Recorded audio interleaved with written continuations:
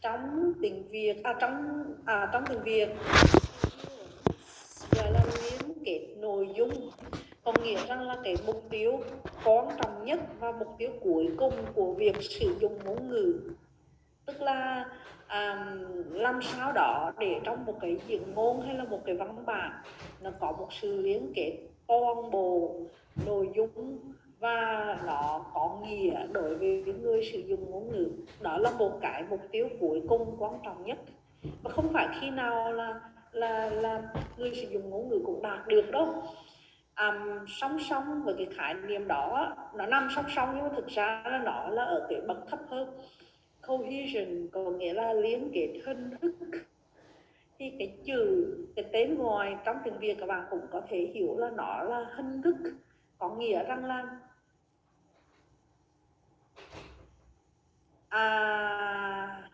cô nghĩ rằng là cái bài cũ cho nên là cô cũng không có ghi âm đâu, cô ghi âm bài mới thôi. Còn khi nào làm bài tập thì là cô sẽ nhắc lại, như cái phần nói tiếng Việt đấy cô cũng muốn ghi âm để cho các bạn phải tập trung. Còn không phải là cái gì cô cũng ghi âm lại đâu nghe, bởi vì là cô có chú ý á, mọi người tập trung nghe. Còn cái phần bài mới vào unit mới thì cô ghi âm. Cohesion là liên kết hình thức, thì có nghĩa là nó là hình thức thôi. Thì các bạn có những cái ví dụ tuần trước thì thấy là nhiều khi trong một cái đoạn văn mình có thể chỉ ra được những cái phép liên kết về mặt hình thức. Liên kết hình thức có nghĩa rằng mình dùng những cái phương thức bằng ngôn ngữ để mà kết nối giữa các câu để mà tạo nên một văn bản. Thường thường nó là ở cái ngôn ngữ viết, tức là văn bản đó. Nhưng mà nó tạo ra hai vấn đề. Vấn đề thứ nhất là có thể có cái liên kết hình thức và cũng là tạo nên cái liên kết nội dung luôn, tức là từ cohesion có thể có được coherence luôn. Ví dụ các bạn viết hai câu rất là đơn giản và dùng từ nối hay là dùng từ đồng nghĩa trong hai câu với nhau thôi, thì nó là cái cohesion, có nghĩa là liên kết hình thức, nhưng mà nó cũng làm cho hai câu đó make sense, có nghĩa luôn, tức là cũng tạo ra coherence luôn. Nhưng mà cái vấn đề thứ hai quan trọng hơn là đôi khi liên kết hình thức nó chỉ là hình thức thôi và nó dừng lại đó, và rồi cuối cùng vẫn không có được cái gọi là liên kết nội dung, có nghĩa là cái hình thức đôi khi hẳn không có mang lại được cái kết quả cuối cùng là người đọc có hiểu nghĩa hay không, hay là người nghe có hiểu nghĩa hay không. Thì những cái ví dụ mà mình đã phân tích tuần trước là các bạn đã thấy rồi. Bên coherence thì một cái văn bản hay là một cái diễn ngôn nói chung thì có thể là nó có nghĩa tuyệt đối, nghĩa hoàn hảo đối với người đọc hoặc là người nghe. Nhưng nếu phải chỉ ra cái gọi là cohesion, có nghĩa là liên kết hình thức, thì không có cái phương thức, có thể không dùng một cái phương thức liên kết hình thức nào cả, nhưng mà nó vẫn có nghĩa. Tức là coherence là cái sự kết nối giữa cái ngôn ngữ và cái nằm ngoài ngôn ngữ, tức là bối cảnh sử dụng thật của cái ngôn ngữ đó. Thì cô không có nói chi tiết hơn nữa, bởi vì là tóm tắt thôi mình học rồi. Cái phần bài tập mà bạn nhìn thấy trên slide này này thì là tuần trước là mình làm mấy đoạn rồi mình làm đoạn A hay là đoạn B hay là đoạn C rồi, các bạn có nhớ không? Tuần trước là mình chắc chắn là mình chưa làm hết nè. Còn lại C thôi phải không? Rồi thì mình làm cái bài này là cái công việc là tưởng tượng ra tình huống của những cái đoạn hội thoại này để mà nó trở nên là có thể hiểu được, tức là trở nên có nghĩa. Thì cái đoạn A mình làm rồi này, đoạn B mình làm rồi này, và mình nhận thấy rằng là mình phải kiểu như là mang nó trở về lại cái tình huống mà nó xảy ra. Tức là bây giờ mình làm một cái công việc hẳn rất là khó khăn đối với người phân tích ngôn ngữ, người phân tích diễn ngôn, là mình không có cái context của nó, mà mình nhìn những cái chữ này ở dạng text, cho nên mình cũng nghe giọng, mình cũng thấy nét mặt, mình cũng thấy cái bối cảnh, cái thời điểm, hay là mình cũng hiểu được cái văn hóa. Nói chung là hoàn toàn bị tách rời khỏi context, cho nên có thể khó hiểu. Khi các bạn làm đoạn A đoạn B rồi á, thì các bạn đã thấy đó. Bây giờ mình nói nhắn cái đoạn C, tức là cái tình huống của nó như thế nào để cho các bạn có thể hiểu được, bởi vì giữa các cái lượt nói với nhau không có cái liên kết hình thức nào cả. Ai có thể nói cho cô cái đoạn C là cái tình huống như thế nào?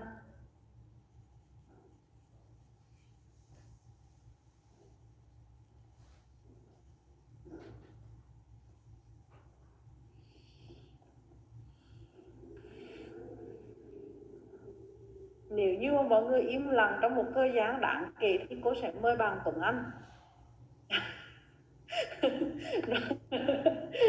Đó là nếu như em làm sao đó, ăn ở sao đó để cho cái điều đó đừng xảy ra.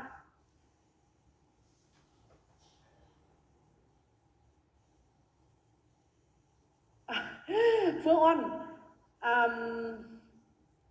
nếu như mà em không nói được thì em thử type trong đó đi, còn trong thời gian đó thì cô vẫn đợi các bạn khác. Còn Tuấn Anh thì là tùy vào cái sự ăn ở của em để xem thử là mọi người có thể cứu em không. Còn một lúc sau mà mọi người im lặng thì cô sẽ cứu em đó. Dạ thôi để em nói luôn.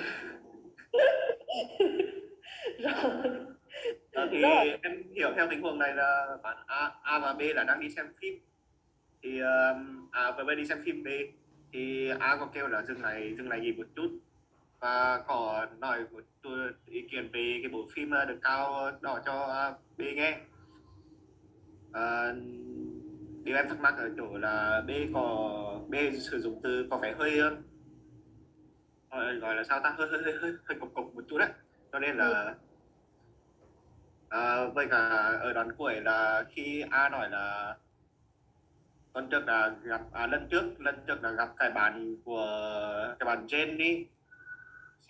Nhưng mà sau đó cô B lại nói là mẹ tôi sẽ rất lo lắng. Rồi thì theo em hiểu là lần trước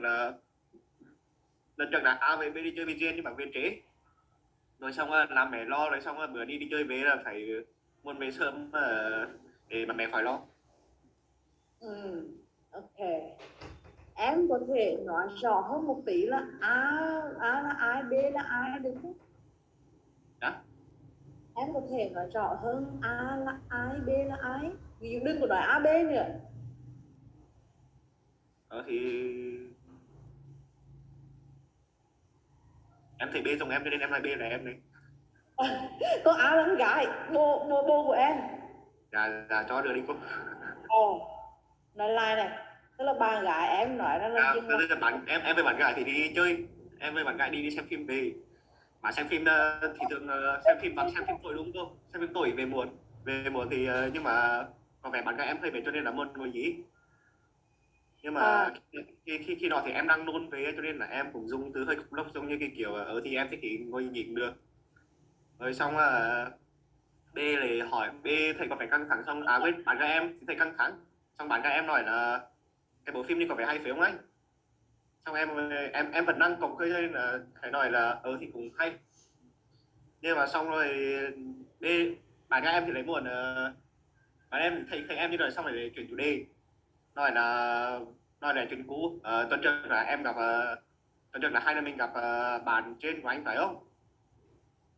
Em bị sốt ruột qua, xong em bị nói là em nhớ lại là tuần trước là đi xong về trễ á, xong rồi bị mẹ chửi cho một trận tè tát á. Đấy, xong em đi nói là mẹ anh lo lắm, về nhanh đi mẹ anh lo lắm. Em nghỉ ở lừa đó. ok. Sorry em, cô cười là vì chuyện khác. Cô cười là bởi vì em đặt cho em là bé thi hành quá sức là phi lý, lo về sớm có bị mẹ mắng là không phải con trai nữa. Ngược lại đi. Đó Cho không thì em. em rượm mà bố bố mẹ em rượm. Nói chung là cô của đứa con trai giống như cái thằng bé trong ní đấy. Rồi thì A là em đi, thì A là tên này, A là tên của em luôn đấy, A là anh. Ok, là em. Rồi, rồi chứ hằng có vẻ là con trai hơn. Chứ con con gái nói, bạn gái nói mà con trai, bạn trai trả lời lại rất là cộc lốc. If you want, rồi if you say so, cô không thích đứa con trai kiểu vậy đấy. Rồi xong, rồi sợ về sớm có mẹ lá nữa chứ.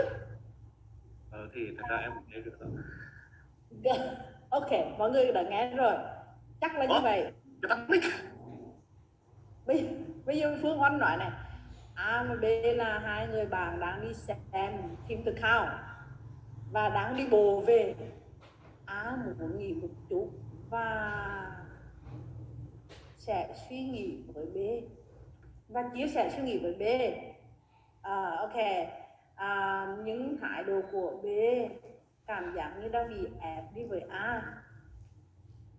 Lúc đó A nói chuyện lần trước gặp Jane, thì điều này có nghĩa là lần trước hai bạn cũng đi với nhau và từng gặp Jane cho họ cũng đi chơi với nhau với trẻ, nhưng bề mẹ B ở đó lặng, và lần này bạn B không muốn là đi với Jane nữa.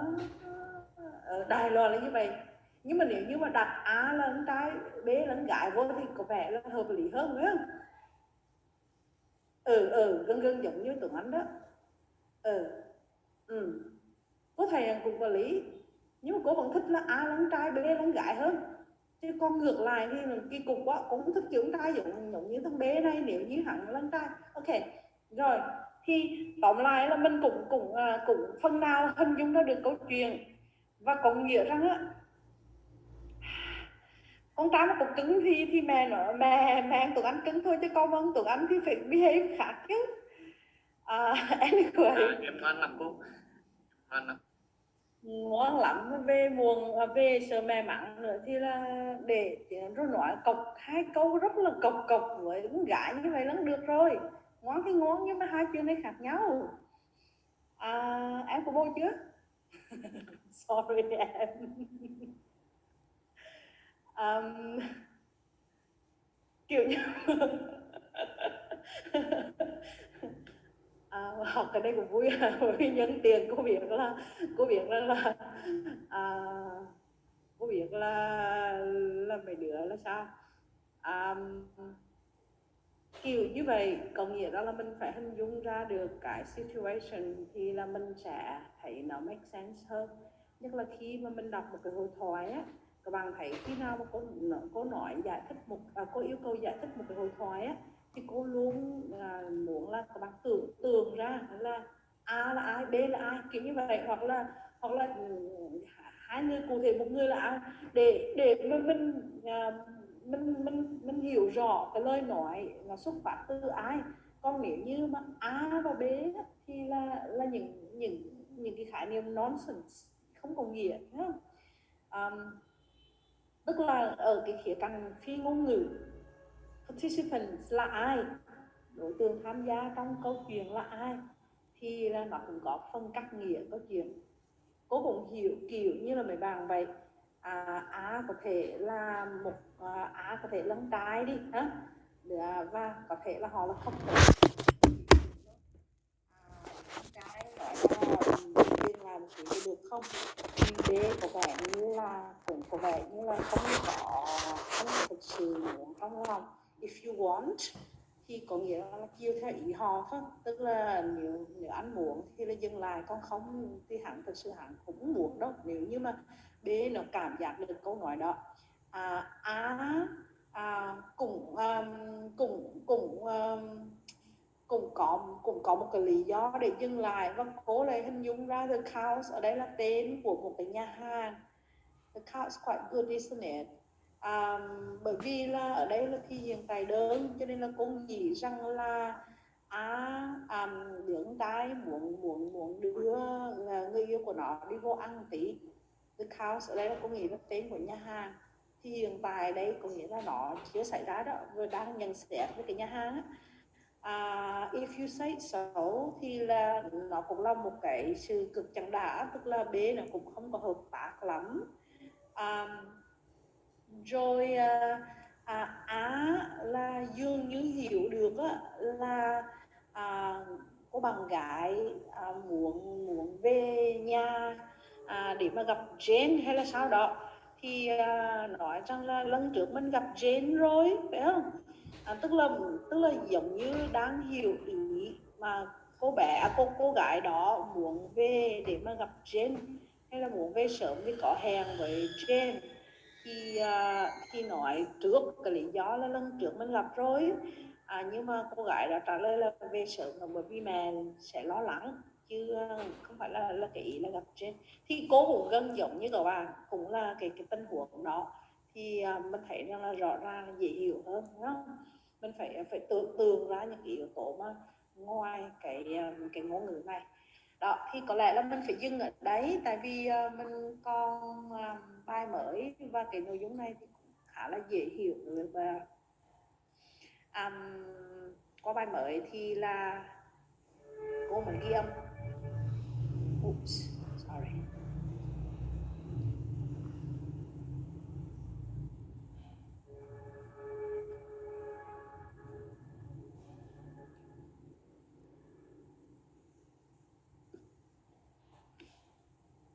Cô bắt đầu ghi âm mà, và tắt camera ha. Recording in progress. Okay, theme dream. We move to a different concept for today's lesson. So the outline of the lecture covers three main ideas. Information structure. I'll tell you a little bit about information structure, and then I have most of the time will be on the introduction to theme and rhyme, and then the theme progression is the major thing. For today's class, we do the theory of theme rhyme, and next class will be the practice for theme rhyme. Okay? For today's class, we do the theory, and next week we do the practice. Firstly, let me introduce the idea, the concept of information structure.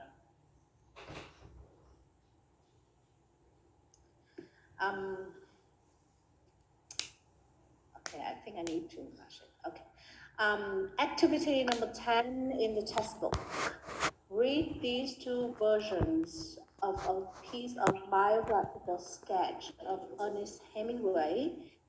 One of the version is the original version, as it appears in the Penguin edition of his novel, and the other version is the same, but the sentence, each sentence is altered. So I lead you to the version. Yeah, okay? And I give you some minutes to read these two versions and tell me which is the original version of the discourse and which is the constructed text. Okay, please have a read.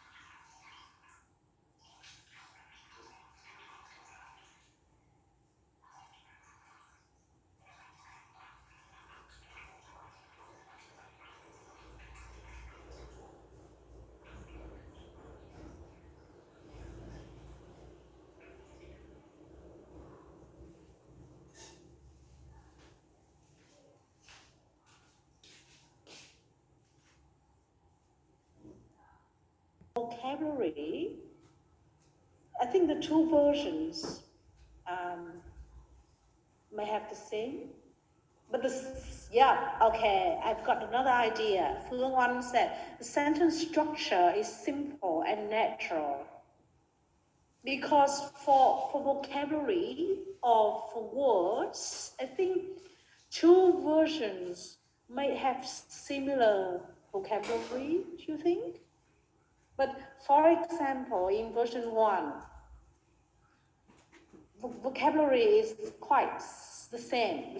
For sentence structure in number 1, it was in 1899 that Ernest Hemingway was born. And then in number 2, the structure is quite different. Ernest Hemingway was born in 1899 at Oak Park. Next, being the doctor was the occupation of his father, a keen sportsman. And then in version 2, his father, a keen sportsman, was a doctor. So I've got another response. The sentence structure in number 2 is simple and natural. Or another word, the sentence order in number 2 is very natural. Don't you think? Of 6 children, Ernest was the second. So the structure has something very special or very different. In version 2, he was the second of his children. So normally, we would use those structures in version 2 rather than in version 1. Don't you think? So, so you use the word dummy structure, and I show you later. And dummy structure is something in syntax when you deal with sentence structure or syntax. But it matters here.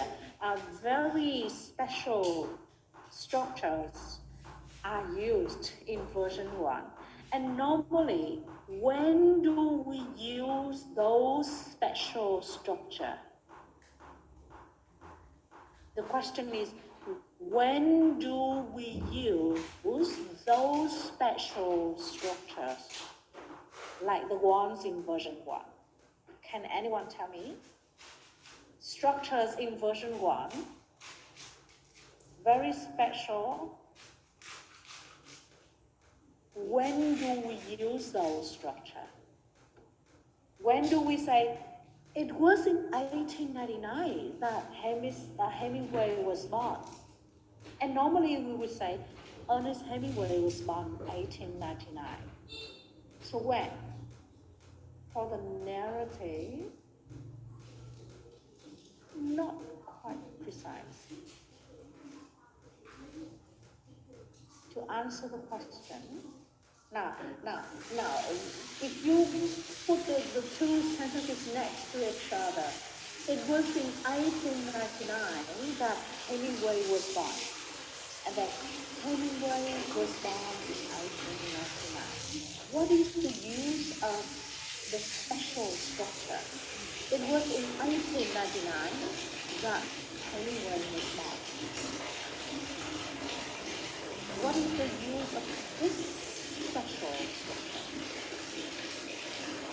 Of 6 children, Ernest was the second.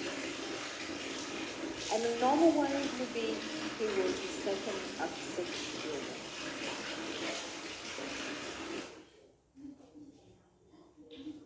Or a lakeside hunting lodge was the place where holidays were spent.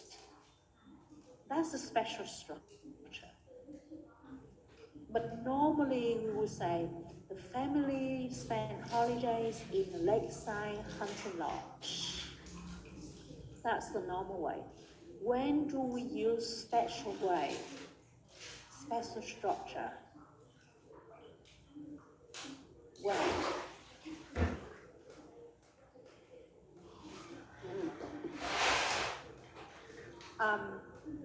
Let me give you another example. If someone in the class asked, teacher, is that next class we do the test? Okay, I've got the answer. Spoken language. Now, another example. Someone in the class asked me, we do the test next class. Okay? That's the question. Next class, we do the test, right? And then my response, the class after next class, we do the test. Do you see the difference? Now the answer, next class, we do the test. Is that right, teacher? And then my response, the class after next class, we do the test. What's the difference? Okay, so maybe you are not getting my ideas. Okay, anyway, for version 1, you can notice all the sentence structures are very special because we use some kind of special grammar, like it was in 1899, or a lakeside hunting lodge was the place where the holiday was spent, and then the Italian front was the place where he volunteered to be an ambulance driver, and so on. So all those structures are often used to emphasize some piece of information. You know what it means? When we want to deliver information, normally, when I want to tell you a piece of information, the normal way I would say, next class we do the test. Okay, that's the normal way of delivering the information or the message.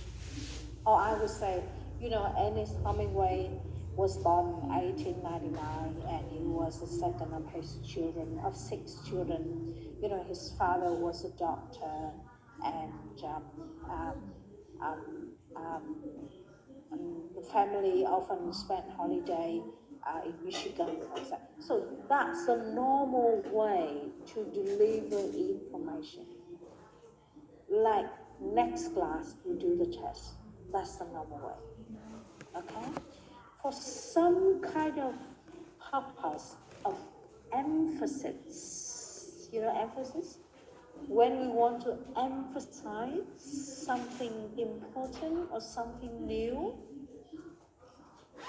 Yep, when we want to emphasize a different piece of information or something very important. So in terms of syntax or sentence grammar, we would use very special structure. Like, it was the week after next week, we do the test. What does that mean? So when I say it's the week after next week, we do the test. So I want to impart the information that not next week, but the week after next week. You see what I mean? So for some special purpose of delivering information, like someone would say Ernest Hemingway was born in 1890 or 100 or 1900, and then the response would be, it was in 1899. So that way of structuring the sentence is to emphasize a piece of information to contrast something previously mentioned. See what I mean? It was in 1899, not 1900, for example. Okay? Or being a doctor was the occupation of his father. So you would expect that before that, someone would say, his father was a nurse. So the correct way, someone might need to correct that information by saying, being a doctor was the occupation of his father. Okay, so that way, that sentence structure, that special structure, is to contrast or to correct or to emphasize some piece of information, and that's not the normal way. Because normally we would say his father was a doctor, and as a young child, he often joined the family holidays in Michigan. That's the very normal way of delivering information. Okay. Let me stop the share and let's get to this. Oops.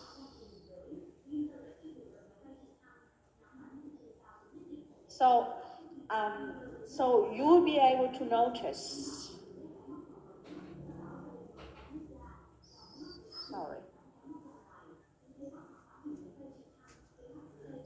You will be able to notice the two versions about Hemingway, in which one is the original and the other is constructed. Constructed means the author constructed or built up that special version to mean that the information structure will be the normal way, like in version 2, or will be something very special in version 1. And in a normal discourse,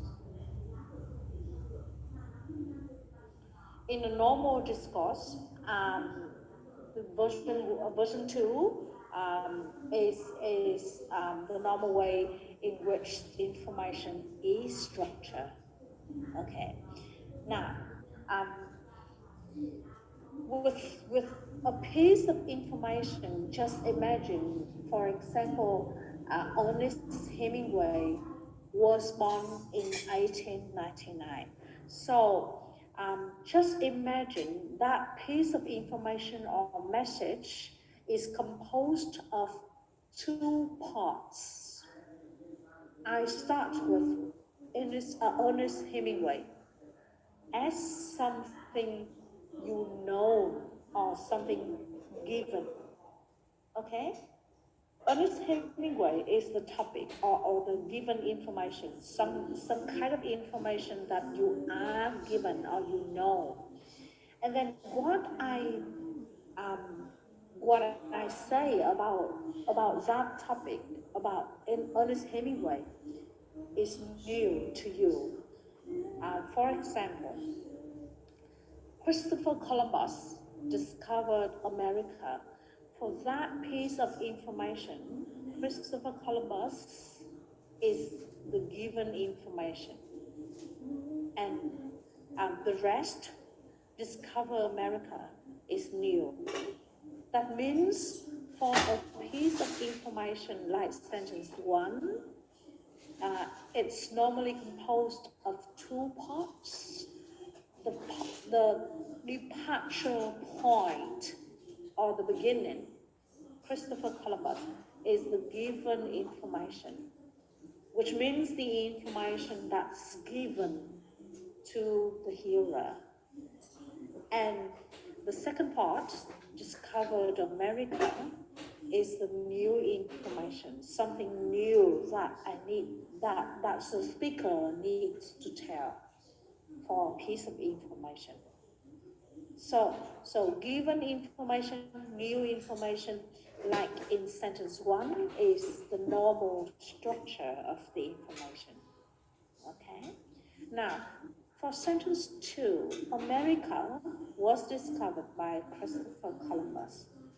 In terms of syntax, America was discovered by Christopher Columbus. In sentence grammar or syntax, America here is the object that we take from sentence 1. Is that right? Have a look at sentence 1 again. Christopher Columbus discovered America. So America is the object, right? And what is the use of passive voice in number 2? In comparison with number 1, that's the active voice, that's the normal way to deliver the information. But for number 2, we change to active voice and we take the object as the subject for the passive sentence. And what is the use of passive voice?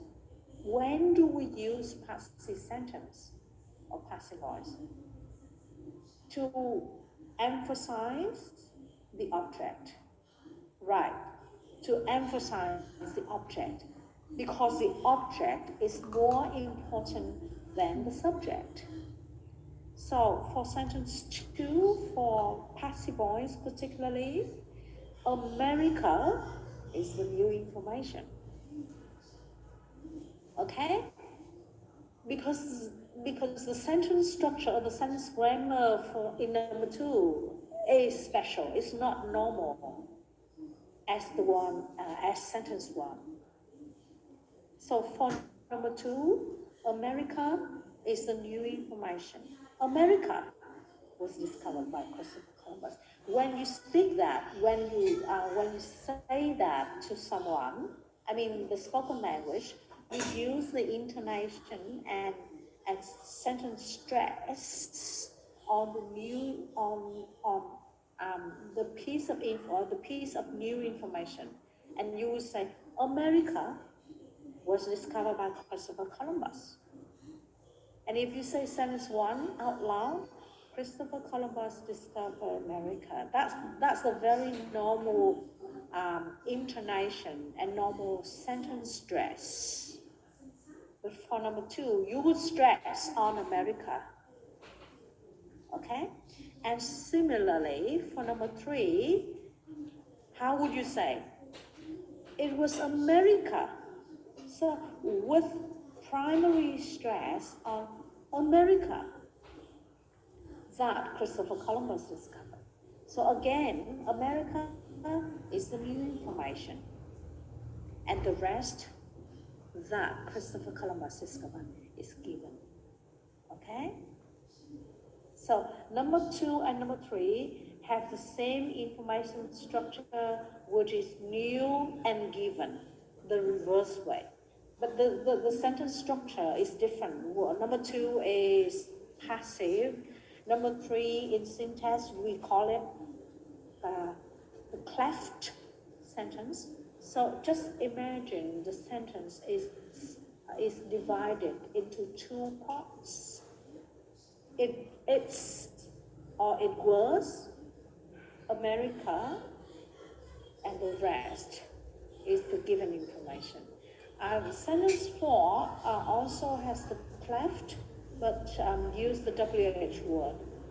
What Christopher Columbus did was discover America. Okay? So just imagine, just speak it out on your own, and then you would notice your intonation, your voice with pitch. I mean, you raise your voice. You would raise your voice on some new part, new piece of information. What Christopher Columbus did was discover. So number 2, number 3, and number 4, with some special sentence structures, could have different purposes of giving information. And particularly, the information structure would start with the new information first, and then the given at the end. And the purpose is to contrast with previous utterance or sentence. For example, if someone say, I remember Christopher Columbus discovered Africa. America, or it's America. So when you want to contrast or to correct or to fix that piece of information, you would say it was America. Okay? Now just imagine the previous sentence, Christopher Columbus discovered Africa. That's very normal voice, normal intonation. So for that whole utterance, you choose to contrast or to correct or to respond to America, not Africa. And then in syntax, you would bring that piece of information to the front. It was America that Christopher Columbus discovered. Okay? Or someone can say, Christopher Columbus gave the name to America. You know, it's a different action. Or named America. So your response would be, what Christopher Columbus did was discover. What does that mean? Discover, not name. You know what it means? So you are contrasting the action by saying what he did was discover. Okay? So you may be noticing my voice as well. And I mean, in spoken language, we use the tone, the intonation, the sentence stress, the pitch to focus on the new information. And that's the information structure. For given and new information, because we are not having that in the test, okay? When we do the final test at the end of the semester, we will not have given and new information in the test, but I think I need to tell you because that's somehow, that's a lot relevant to theme reading, which is the main thing of our lecture. So let's move to theme reading. Theme is the initial element in a clause, and everything that follows the theme is read. Now, a few things to be clarified here. We are working with a clause or a simple sentence. A clause means a simple sentence, okay? And in terms of a clause or simple sentence, just imagine the initial element or the starting point. You know, the first word, or use another word, starting point of a clause or a simple sentence, which are the same, is called theme. And everything that follows is the rim. So just imagine, in terms of grammar, sentence grammar, the subject would be the theme and the predicate would be the rim. Just a rough, correspondence. Like example 1, the cat ate the rat. That's a very simple sentence with the subject, the cat, and the object, the predicate, ate the rat. Okay? So this sentence or this clause start with the subject, the cat, and also the theme. That is the theme. In terms of theme rim, that's the initial element, and that's the theme, coincidentally with the subject. And ate the rat, in practical grammar, that's the predicate, and that's also the rim. So if you still remember given in new information structure, the cat here is the theme or the given information. Ate the rat here is the dream and also the new information.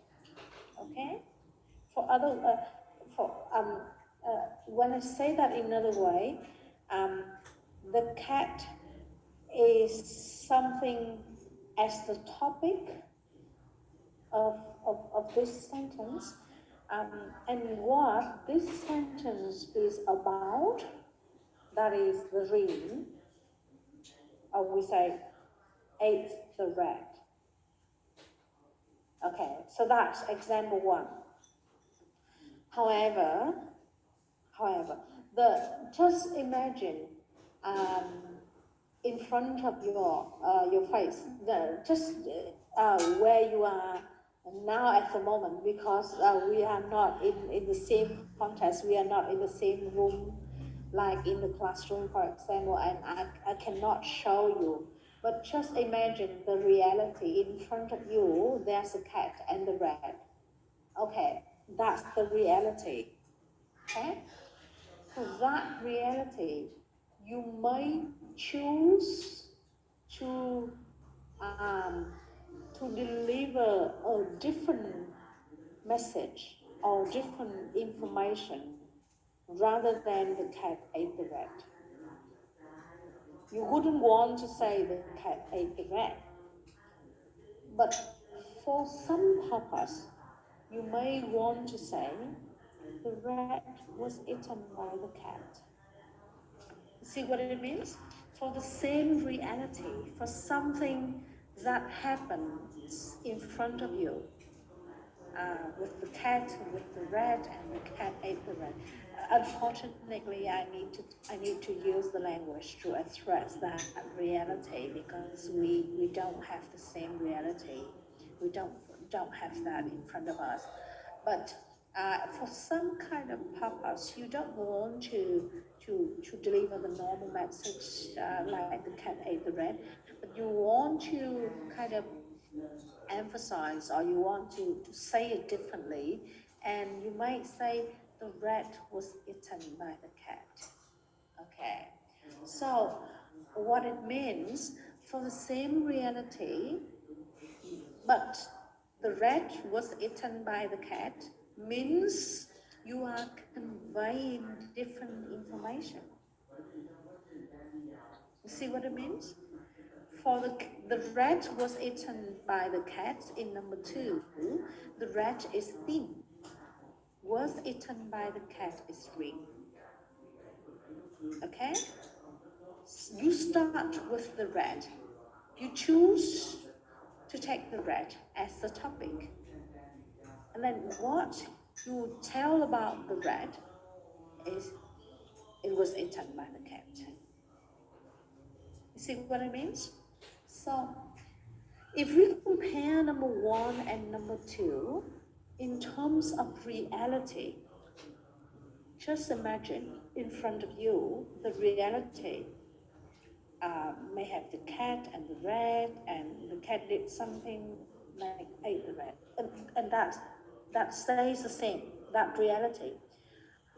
But with that reality, we can have different ways to deliver the information. You see what it means? You may choose from the cat, you may choose from the rat, or something else.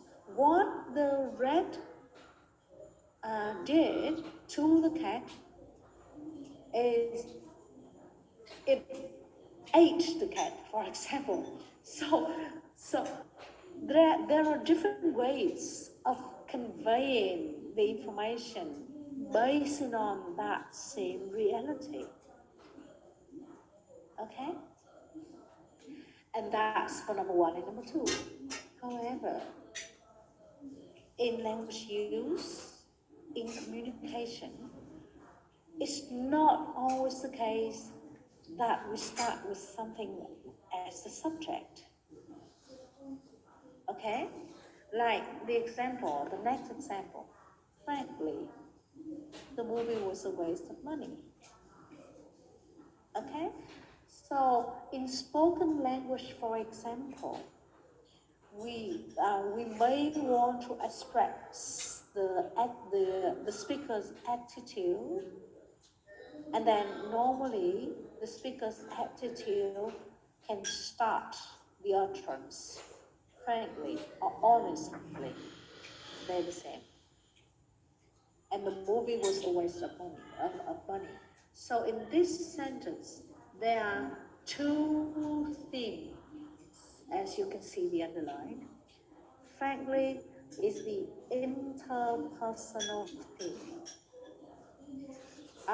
What interpersonal theme means in spoken language, in conversation particularly, when you want to convey a piece of information, you may also convey your attitude as well to the hearer. And frankly or honestly is your attitude, is the interpersonal theme or themes or the piece of information that's between the two people, speaker and hearer. And then the next element, the movie, is truly the topic of the sentence. What the sentence about is the movie. So the movie is called topical theme. Okay? So frankly, the movie was a waste of money. We have two themes in this sentence, which are interpersonal, frankly, and topical, movie, the movie. Topical means the topic. And then we don't necessarily communicate with single sentence like that one. We may continue, however, you should see it and make up your own mind. So the word, however, if we say initial element of the sentence is a theme, so however is also the theme, right? That's the initial element. But the function of however here is to connect the two sentences or the two utterances. However is to contrast with something previously said. So however here is called textual theme. Okay? Themes that help to build up a text, to connect sentences in a text. So however, textual theme. And next, you should see it and make up your own mind. And then the next initial element, of course you have two elements that are at the front of the sentence, and you may question, however, serve something and use for something else. So you again is the topical because in the second sentence the topic is you. For the first sentence, that's my idea about the movie. But for the second sentence, that's just my idea, and then you should see it and make up your own mind. Your idea might be different, for example. Okay, so there are three types of theme, which are topical, interpersonal, and textual. The topical theme is the one about the topic. The interpersonal theme is the theme to communicate between two people, the speaker and the hearer, for example. And the textual theme is the theme to build up a text, to link two sentences within the text. Is that clear?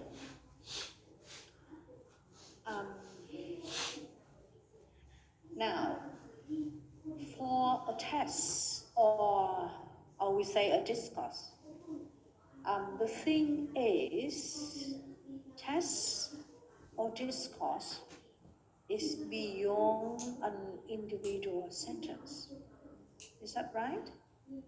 As I told you in the first class, discourse analysis concerns beyond the level of a single sentence.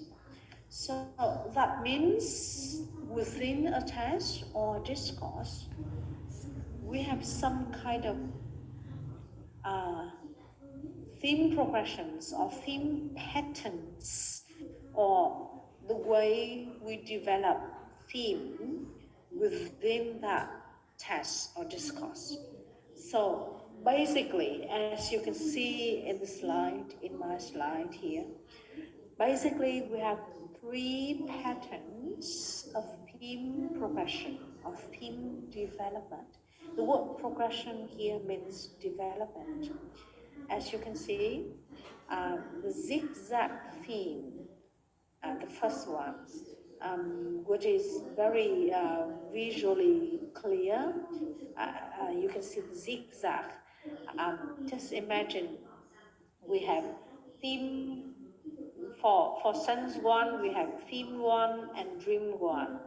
And then we move on um, from theme one, from dream one, we have theme two, and then the next sentence would have dream two.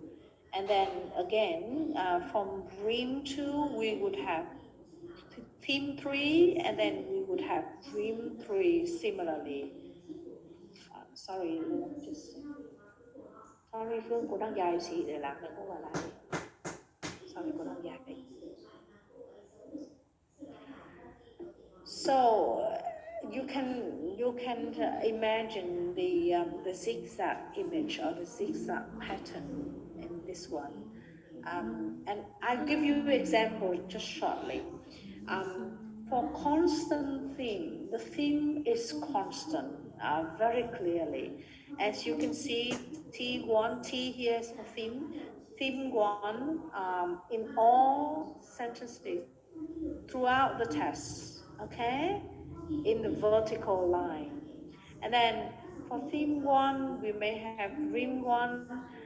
The next, also that theme, we may have dream two, and also that theme, we may have dream three. So for that same or constant theme throughout the whole text, we may have different ways of, different developments or different new information. That's a constant theme. The next pattern to the right, multiple theme or split ring. And as you can see, it's somehow like the zigzag. Theme one would have rim one, okay?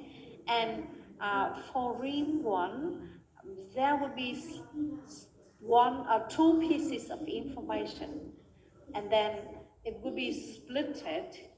Rim one will be splitted into two parts, as you can see, theme two, rim two, and theme three, rim three. So the rim one will be splitted into two parts.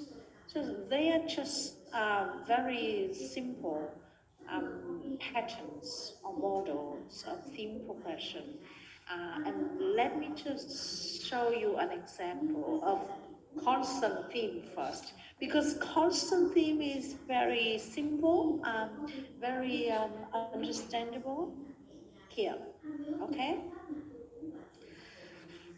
The test is: the bat is a nocturnal animal. It lives in the dark. There are long-nosed bats and mouse-ear bats, and also lectures wing bats. Bats hunt at night. They sleep the day and are very shy. Okay, so if you look through all the sentences, you would notice very clearly all the sentences are about one theme. That's a constant. That's the same. The bad. Okay? For information, we are not noticing the language, the bad or bats in plural noun, or they or it or whatever. That's the grammar, that's the form of language, but the meaning is about the bad. So the theme is constant throughout all the texts, in all the sentences. For theme one is the dream one, nocturnal animal, and also that theme, it lives in the dark. And you may notice in sentence 3, there are long-nosed bats and mouth-ears bats, and also lectures wing bats. So the topic or the theme bat may not be very explicit there in sentence 3, but you know it's about the bat, you know, and here the dream is some categories or classes of bats or types of bats. You see what it means? So it's still the theme bat in sentence 3, but we may not see it explicitly. Okay? And then bats hunt at night. Again, theme bat. And another dream, hunt at night. And the final sentence, they sleep the day and are very shy. So they, that's the constant theme, and sleep the day and are very shy. That's the new dream. So for constant theme, the easy thing, the simple thing is that theme or topic stays the same in all the sentences, and it may not necessarily taken explicit. You may not see it clearly mentioned in a sentence, like sentence 3 here. But you get the idea that it's still that thing. That's the constant thing. Now, we... oh, someone is going room. Okay, we turn to multiple theme or split dream, and this test, as you can see in the zigzag theme, and also the multiple theme or split dream, which means a test may have 2 or more theme patterns, like this test. Let me show you. As you will no doubt have been told, we have our own photographic club and dark room. When you read a sentence in a discourse or a text, now you should be able to notice it's not subject as theme and predicate as dream. But you would question yourself, what is the sentence about? As you will no doubt have been told, we have our own photographic club and dark room. What is it about? It's about our own photographic club and dark room, right? So it's the theme, T1. Okay? So in terms of a sentence or a clause, as I told you in the cat ate the rat, theme is the cat and dream is ate the rat. But in a text or in a discourse, it's not necessarily themes the subject, dream the object, because now the whole text will transform. And as you can see, the first sentence in this text has theme, our own photographic club. Okay? And then second sentence, the club is called Mono, and there's an annual fee of £5. So what is developed or what is said about the club? In the second sentence, mono, the name, and annual fee of £5. So that's rim 1, as you see in the diagram in the model. And with rim 1, you may notice two pieces of information: the name, mono, and the annual fee, £5. Okay? And, okay, Phương Oanh, would you like to say something? Dạ, ở trong dạ một tức là cái câu này là cái theme là nằm ở câu 1 và cái rim nhất là nằm ra câu 2 là nằm ở hai câu khác nhau. Could you say that again? Như cô nói thì cái theme ở câu 1 là Our Old Photographic Club and Dark Room. Còn rim 1 là The Club. No. It's Nhiều ở cái nào đó, tức là cô có thể nói lại ở cái câu 1 thì cái nào là theme và cái nào là rim. okay. For a text or a discourse, it's not necessarily the theme is the subject and the rim is the object, the predicate. Is that clear? Like the cat ate the rat. The cat ate the rat is one sentence in which the cat is theme and ate the rat is rim. But we are working with discourse, which is beyond an individual sentence. So for discourse analysis or text analysis, it's not necessarily theme is subject and rim is predicate. Like in the first sentence, the theme is the photographic club of the club. So the photographic club is what it's about, what's the sentence about, or what this whole text about. And the club is that photographic club. So there's nothing new in the club, but the new information of the rim is mono and annual fee of £5. So R1 or rim 1 is mono and annual fee of £5. You see what it means? Dạ rồi, em hiểu rồi. Okay. R1, which is the rim 1, is mono and annual fee of £5.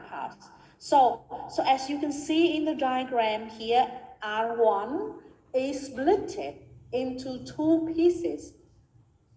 And if you read on, the money, that's T2. The money is T2, theme 2. Okay? And what is about the money? Replacing any equipment gone out by years or purchasing new equipment. That's R2 or rim 2. So that's the new development of T2.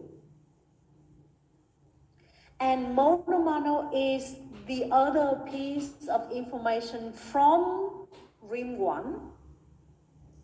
Okay? As you can see in rim 1, we have mono. So mono now is T3 because we choose what to develop from that piece of information. Mono runs an annual competition and so on. So the competition is the new information or the rim of mono. And the mono is derived from R1, ring 1. Is that clear?